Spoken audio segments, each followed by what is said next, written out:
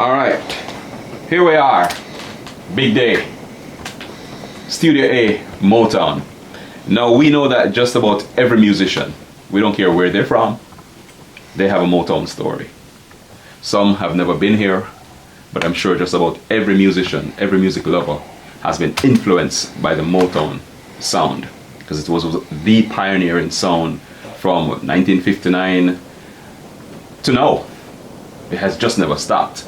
So we're sitting with Bill the Buddha Dickens and Big Ive, two very accomplished bassists, and they're gonna give us their perspective of Motown and tell us their Motown story. Let's get right into it. Bill, you have the microphone. Let's start with you. Tell us your Motown story. My Motown story is that when my mother gave birth to me, she was going to a theater in Chicago called the Regal Theater and seeing all these acts like the Motown Review and Jackie Wilson and James Brown and others. So for me, this is part of my molding and shaping before I even picked up an instrument. My mother was taking me probably after 6 weeks after I was in the world to these shows at the Regal Theater to see these acts. And one thing I really remember from Motown is when Stevie Wonder performed. I saw this more than once, and when I performed with Stevie years later, I told him that I remember his drum solo that he did when he came out and did a drum solo with the drummer. I knew it note for note, and he couldn't believe it. And you know, for me, this bridged the gap in my life in terms of where I came from and who I am now, and you know, how inspiring not only Motown was to me, but James Jamerson, the Funk Brothers rhythm section, all of the acts, the music, the way the material was written, and the way it was produced, and the way it sounded. This is all part of my molding and shaping. So try not to well up in tears, because this is overwhelming for me. But this is where it started for me, from almost birth. So we got Ivan Williams over here.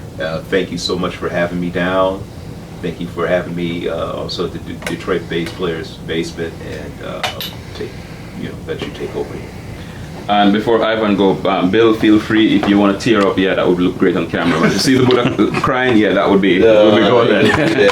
I mean, Ivan already told us off camera about his tearing up moment, and I'm sure he's going to tell us again now. So it's hard. Let's have Big Ivan. It's hard, man. It's hard for me to cry, but it's so overwhelming for me because this is part of who I am. This is what made me who I am.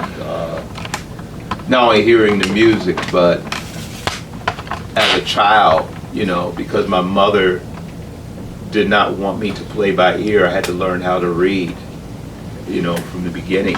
And so I was reading transcribed bass lines of Motown, songs, and of course, I don't think back then, you agree with me, Ivan, but a lot of that stuff that was written back then on these transcribed books as far as Motown music, when you looked at the bass line, they couldn't write all that stuff. Impossible. They didn't have names for it.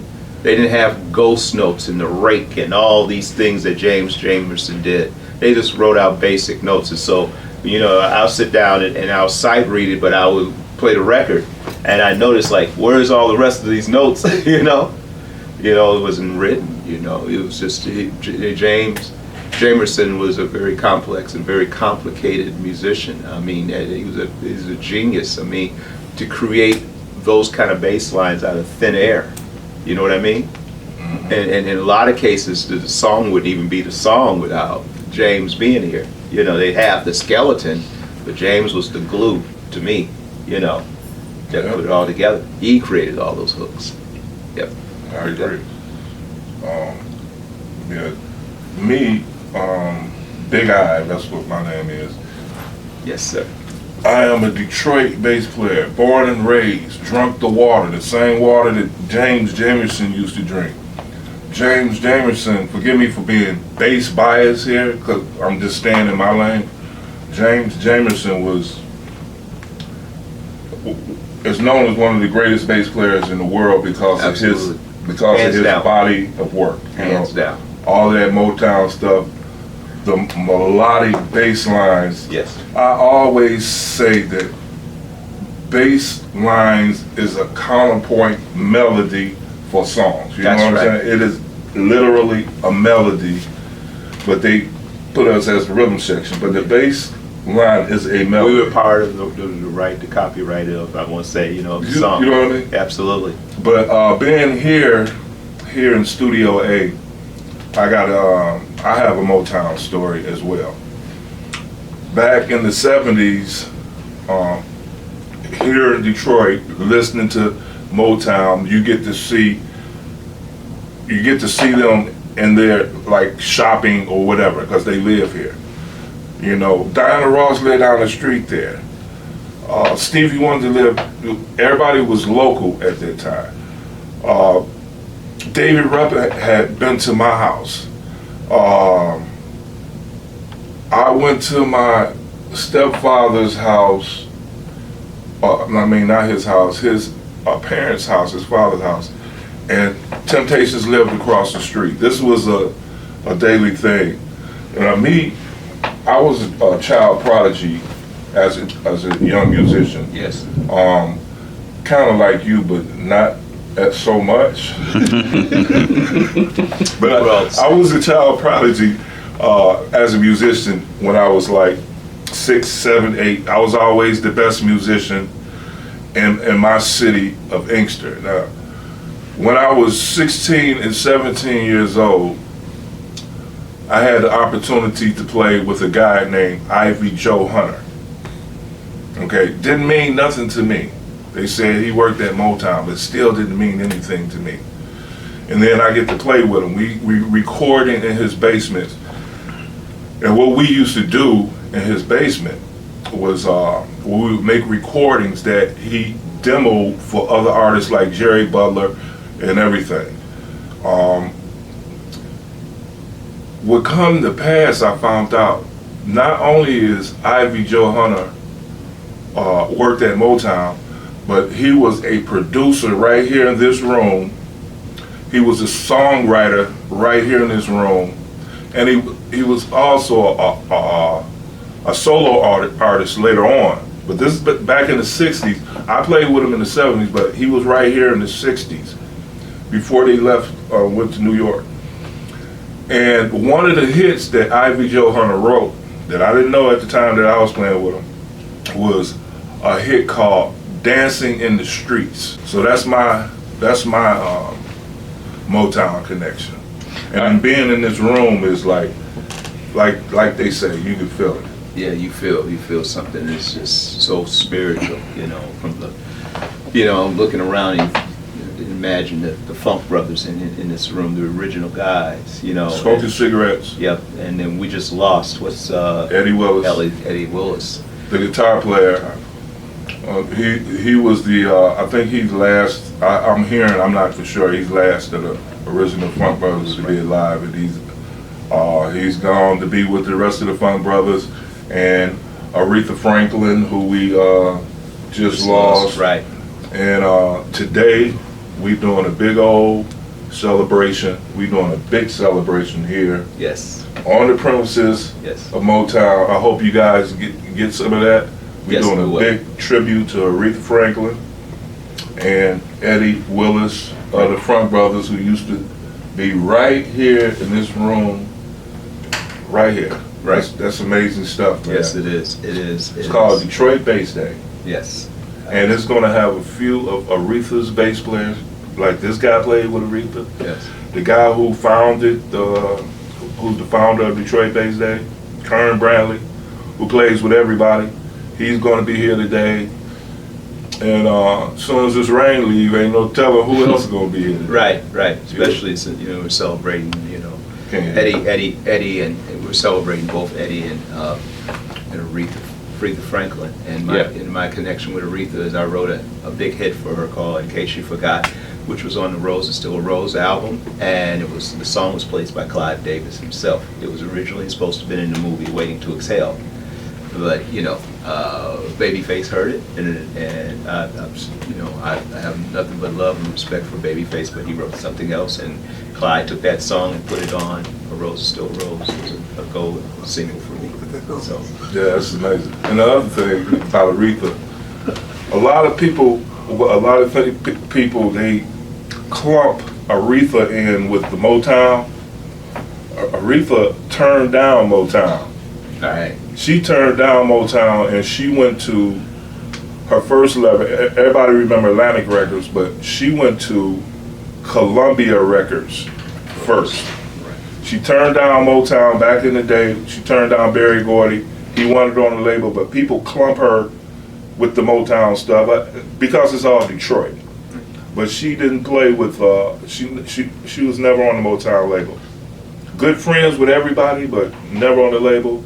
She was with Columbia, but she didn't blow up until she switched to Atlantic Records. When she switched to Atlantic Records, that's when she blew up, and the rest is history. But doesn't that speak volumes to the sacredness of Detroit in shaping music as we know it, recorded music? Because if Aretha emerged as a queen of soul, Motown, the pioneering sound of music, and for both of them to be born in the same town, yet never had that association, but to be at the top of their game that way, that says a lot about Detroit as a music city. Well, this place right here, where we are right now, I think they left in the 70s, the early 70s. I can't remember which year, but I know it's the early 70s. Thereabouts. And but this is 2018, and this place they sell out tours from people from around the world. They come and, still to this day, they come to this place just to get a taste of what must have happened for those people to put all of that stuff together. That's crazy to me. And yes, Detroit is known for Detroit bass players. I think you know how they breed chickens in a farm somewhere. That's what they do with Detroit bass players. They breed them on a farm somewhere and they let them loose. And they around the world now. You think about Kern Brantley, Right. who's currently on tour with David Foster and J.J. Lynn in China. He just got off the Lady Gaga thing. He was the music director for Beyonce, Destiny's Child, Grover Washington, P. Diddy, and all of those people. That's right. When he first started, the Whiners and all that, he with Will Smith and the Detroit bass player. Yes. I'm gonna leave somebody out, so forgive me. I'll try to fill in some of the gaps here too. You got T. Money Green. T. Money Green used to play with the Dramatics, who's from Detroit. After he did that, he went to California with David Ruffin's son. They went to California. Now, David Ruffin's one of the Temptations. Yes. He's trying to do a music career. T. Money Green, Tony Edward Green is his real name, whose father is also a bass player, a legend here in Detroit. Okay. He went to L.A. and he ran into Snoop Dogg and Warren G. Okay. And he wound up being the bass player on all of Dr. Dre's greatest hits, Really? Snoop Dogg's greatest hits. Okay. I'm saying greatest hits. That's not the name of the album. Right. But when they was hot, when Right. they come, doom, doom. Oh yeah. doom, Oh yes. All that Death Row stuff. Yes. A Detroit bass player, T. Money Green. He's a legend, unsung legend. You also have guys like Al the Burner Turner, who plays with everybody. Right now he plays with Kim, he plays with Nita Baker. Anita Baker, he plays with Earl Klugh. Earl Klugh. He's another buddy of mine too. You know me. I know. Yeah. I know all of the Detroit bass players, Yes. mostly on the R&B side of it because of my my TV show, not Right. not so much my bassness, Right. but my show attracts bass players, and another Detroit bass player, Nate Watts. That's Stevie Wonder's bass player and music director. He's been with Stevie Wonder for over 40 years. He's the only one that's been with him that long. Nate Watts, a Detroit bass player. I know stories about, I know Detroit bass player stories. Ralph Armstrong. Right. Ralph Armstrong is considered one of the greatest on the planet. His name pops up with Jaco Pastorius, Stanley Clarke, and Ralph Armstrong. There's a few more, I can't name everybody. Yeah. All right. Let me just chip in right here, because as you're going on the list of Detroit bass players, you're actually sitting on set now with a Chicago bass player, which in itself, in this moment, is a very interesting thing. Now, tell me now, how is it that someone wearing the Detroit bass players logo on your shirt now has with you in Detroit, in Motown, in Studio A, a Chicago bass player? Me and this man has been talking about getting together for years. First, it started on the internet first. I got to back up. First time I saw somebody say, "Hey, you ever heard of Bill Dickens? You need to watch this." So I'm looking on YouTube. This was a few years ago, about maybe 2008 or 9, somewhere around there. And I'm looking on YouTube. You got to check out Bill Dickens. I'm an instructor too. Somebody, have you ever heard of Bill Dickens? No. You ever heard of Bill? You ain't heard of Bill the Buddha Dickens? You got to check this out. So I see this video, and I'm watching it. On this video, y'all might want to incorporate this. He has a camera on his headstock of his bass. And first notes I hear, dun dun. I already like the song. I know it's about to be the first 2 notes. I know this is gonna be a jazz song, my favorite genre. And the dude, it took a couple of seconds, but I'm feeling the music already. I'm feeling the drummer. Everything is good. I can't wait till this dude start playing. And then he started playing, and I almost got sick.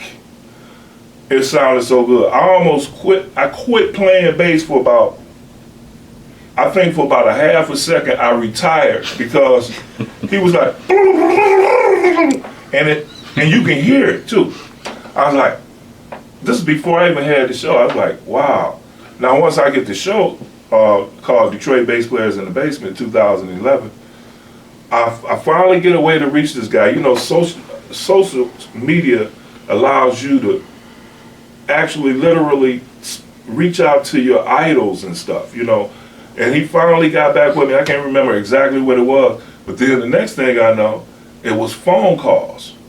And then he seen the show, and this was a couple of years ago, I think. He seen the show, like, yeah, I gotta come. I like what you doing and everything. I gotta come hang out. We've exchanged phone calls, and never, the timing never lined up for us. And but it finally lined up with this year's Detroit Bass Day.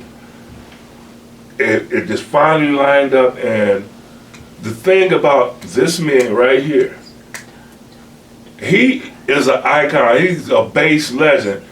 This is Chicago. I mean, you name any bass player in Chicago, his name is going to be on the top of the chain. You know what I'm saying?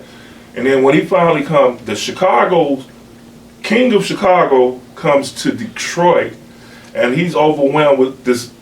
He's feeling the connection and all that. And we love Chicago bass players. They parallel to Detroit bass players in their talent and their gifts on the bass and doing what they got to do. It's an awesome thing. And me and him both noticed today and yesterday is awesome Detroit Bass Day. All right, and Bill, you said to me last night that you felt something, because like Ivan said, or Big Ive rather, said that you've been waiting for this day. It's been in the making for years, and then it all just came together, and you said that you feel something. Tell us about what you feel and what it means to you to be a part of this whole event. Well, it's like I have a connection to Detroit and the bass players here because a lot of them are my friends. One guy in particular that I'm the MD for when he's in this area is Michael Henderson. I forgot about Mike. You know, who did a lot of the records here. You know, and also he toured with the Four Tops, Stevie Wonder, and he also worked with Aretha. I would have to say that Michael Henderson took James Jamerson's spot. He was like the reserve, and he worked with everybody. He did all the recordings. Michael Henderson, I forgot about him. Ron Carter, I forgot about him. Right. Bob Abbott. Bob Abbott, I forgot about him. Right. Did all the Motown stuff. That's right. Paul Chambers. Okay. Giant Steps, John Coltrane, Right. and the list goes on. Y'all ain't got enough smart card for me to name all of these Detroit Bass players. I don't mean no disrespect to any other league of bass players around the world. I'm not saying this disrespect no other bass players, but you can get a historian of bass players, and you have a historian of Detroit bass players. For every one they name, we got a Detroit bass player. You know what I'm saying?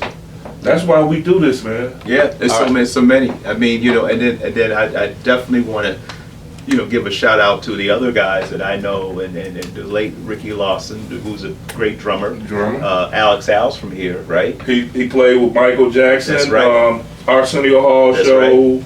Yeah, Alex Al. And Fred Hammond. Don't forget Byron Miller. That's right, Byron. Oh my God. That's right. You see how we That's can right. do this? Greg Fillinganes, you The know. keyboard player. Right. Ray Parker Jr. Ghostbusters. That's right. Bass player and guitar player. Right. It keeps going on and on. And these are our connections here. And for me, for being from Chicago, and I did start in the '70s recording. You know, we had Louis Satterfield, you know, Maurice White, you know, those cats, you know, you know, Charles Stepney, producer, you know, who did a lot of the stuff for Chess. So Chess and Motown was kind of running neck and neck, and I know a lot of the earlier Chess stuff, they were trying to kind of mimic or copy the sound and the production of Motown. I mean, you know, not only you had the greatest bass player in the world, but you had the greatest label in the world with the greatest artists, and you had this guy named Berry Gordy, which changed the whole game for us in the record industry and in the business. So, I mean, you know, he was a trailblazer. This record company is a trailblazer, and all the musicians up to you are all trailblazers. That's crazy. You know, so my feeling, you know, and what I feel here is being in Detroit is that it's like you guys are like my family, like my brothers. You know, we have this connection together. You know what I mean? Musically, spiritually. You know, our stories, our life. You know how we came up in music, and this bridged the gap for me.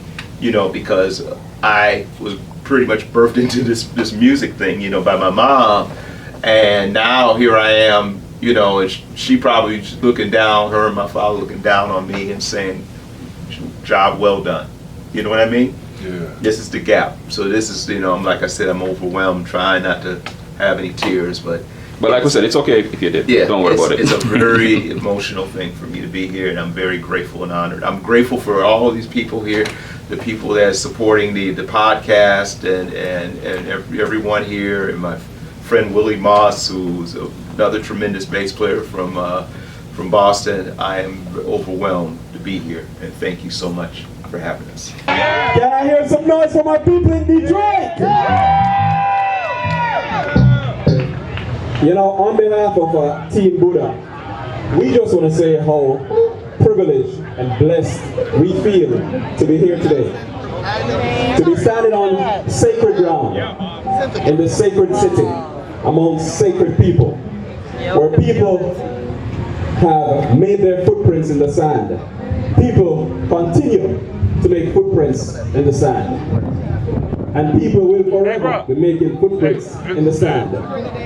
Thanks to Motown for all the great music. I want to say thanks to the people of Detroit Big Eye, Kern, and all the bass players who showed up today for showing us, the Chicagoans in the house, some love. I want to say thanks to you for making this man right here special guest and this year's staging of the Detroit Bassist. Ladies and gentlemen, without further ado, let me introduce to you rope-a-dope recording artist, the man, the myth. He's already solidified his legend status. Detroit, make some noise for Bill the Buddha Dickens! What up, y'all? Now I'm gonna play some tracks. So I usually would have a full band. I have like a 12-piece band, but today I'm just gonna play some tracks from my CD, which was actually in the Grammys in 12 categories, and I'm very proud of it. Oh yeah. The first song I'm gonna do, and I hope y'all hear it. It's called Footprints. It's a remake that I rearranged. All right. All right. Kick on it, baby. Kick on it. All right.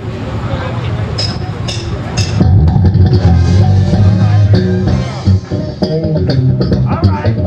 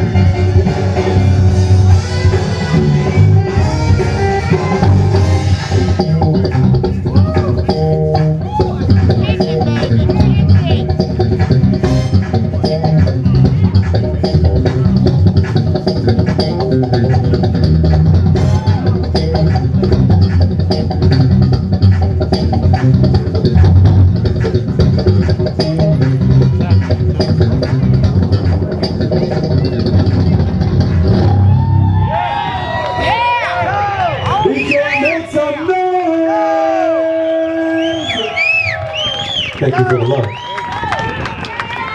So that's from my CD, The Truth, on Rubber Dub Records. How about a breath? Man. I'm not only here for you guys, the Detroit bass players, but I'm also here to say that I was a fan, and I also worked for Aretha Franklin. Amen. But for me, it was a song. I was a songwriter, and I wrote a song for her, which was the third single off of her comeback record, "A Rose Is Still a Rose." And I wrote a song called "In Case You Forgot." It was the third single on that project, and we were also on the B side of "A Rose Is Still a Rose" and was nominated for a Grammy. So I just want to say to all of y'all that I'm feeling Aretha Franklin just like y'all, and it's a great loss. And we need to respect that this woman broke all barriers in this industry, not only from a musical standpoint, but from a business standpoint. And I respect and love women in the business, no matter if they're singers or musicians. They have a voice, and they are important just as we are in this business. You know what I mean? So I just want to let you know that I'm here not only for you, but for Aretha and for Eddie Willis and the rest of the Motown family. God bless you. I love you to death.